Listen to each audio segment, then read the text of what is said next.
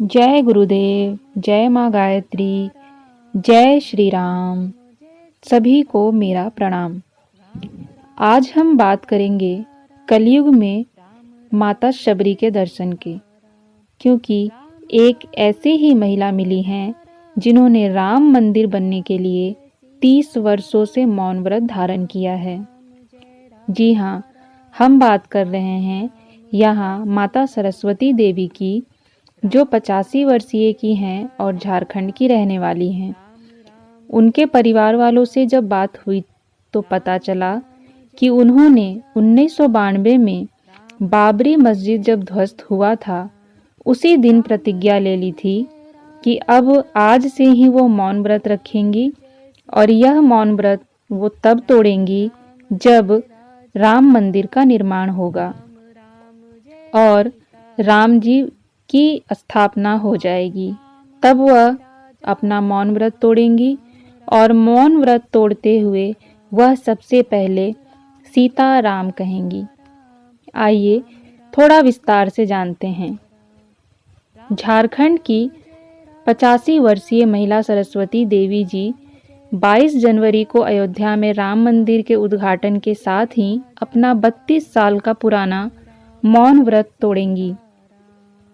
उनके परिवार का दावा है कि जिस दिन 1992 में बाबरी मस्जिद को ध्वस्त किया गया था, उसी दिन सरस्वती देवी ने प्रतिज्ञा ली थी कि जब तक अयोध्या में राम मंदिर का उद्घाटन नहीं होगा, तब तक वो मौन व्रत धारण करके रहेंगी।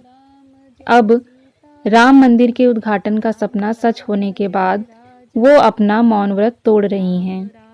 इसके लिए वो बाकायदा अयोध्या भी रवाना हो गई हैं। वे सोमवार रात धनबाद से ही अयोध्या के लिए ट्रेन पकड़ चुकी और वहां जा रही हैं।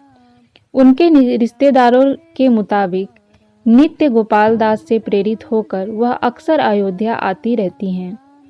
30 साल पहले उन्होंने कसम खाई थी कि वह राम मंदिर को अपनी आंखों से देखना चाहती हैं, वापस वैसे ही जैसे वह बाबरी मस्जिद से पहले थी। वैसे सरस्वती देवी को अयोध्या में भी स्थानीय साधु संत सभी जानते हैं। वे सभी उन्हें मौनी माता कहकर पुकारते हैं। मौन व्रत के दौरान वो सांकेतिक भाषा से परिवार के लोगों से संवाद करती हैं और बातें लिखकर बात करती हैं, जैसे पेपर और कलम पर लिखकर भी बातें कर लिया करती हैं।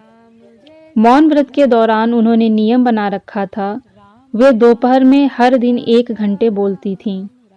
लेकिन जिस दिन प्रधानमंत्री नरेंद्र मोदी ने मंदिर की नींव रखी, उस दिन से उन्होंने पूरे दिन का मौन धारण कर लिया।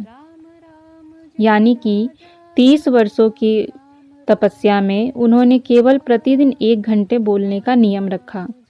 पर जिस दिन से राम मंदिर अयोध्या की नींव हमारे प्रधानमंत्री द्वारा रखा गया, तब उन्होंने पूर्ण रूप से मौन व्रत धारण कर लिया। सरस्वती देवी धनबाद में अपने छोटे बेटे हरे राम अग्रवाल के साथ रहती हैं। हरे राम के मुताबिक जब से मंदिर में प्राण प्रतिष्ठा की तारीख की घोषणा की गई है, तब से वह बहुत खुश हैं। हरे राम अग्रवाल ने बताया है कि उनकी मां को महंत नृत्य गोपाल दास के शिष्यों ने राम मंदिर उद्घाटन कार्यक्रम में भाग लेने के लिए आमंत्रित किया है।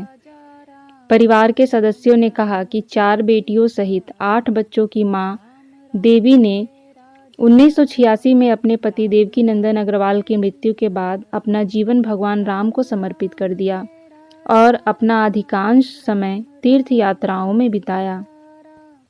सरस्वती देवी के दूसरे बेटे नंदलाल और उनकी पत्नी झुन्नू अग्रवाल के मुताबिक बाबरी मस्जिद के विध्वंस के बाद मेरी सास ने अयोध्या का दौरा किया और राम मंदिर के निर्माण तक मौन व्रत का संकल्प लिया। वह दिन में 23 घंटे मौन रहती हैं, दोपहर में केवल 1 घंटे का विराम लेती हैं। बाकी समय वह कलम और कागज के माध्यम से हमसे संवाद करती हैं। तो देखा आपने, जिस प्रकार से रामायण कथा में माता शबरी ने वर्षों श्री राम की तपस्या की और उनके दर्शन के लिए तपस्या करती रहीं और उनका इंतजार करती रहीं। तो इसी प्रकार सरस्वती देवी जी को भी हम कलयुग की माता शबरी की उपाधि दे सकते हैं। हम कह सकते हैं कि वह भी शबरी की भांति ही प्रभु श्री राम के दर्शन के लिए इंतजार करती रहीं और वर्षों से तपस्या कर रही हैं। धन्य है ऐसी देवी माँ, और हमें गर्व है कि हमारे भारतवर्ष में आज भी ऐसे लोग हैं जो भक्ति की चरम सीमा को पार करते हैं और प्रभु श्री राम के प्रति सबके मन में इतना अपार प्रेम है। भगवान ऐसी भक्ति सभी के मन में उजागर करे और सभी भक्त वत्सल को भगवान की प्राप्ति हो।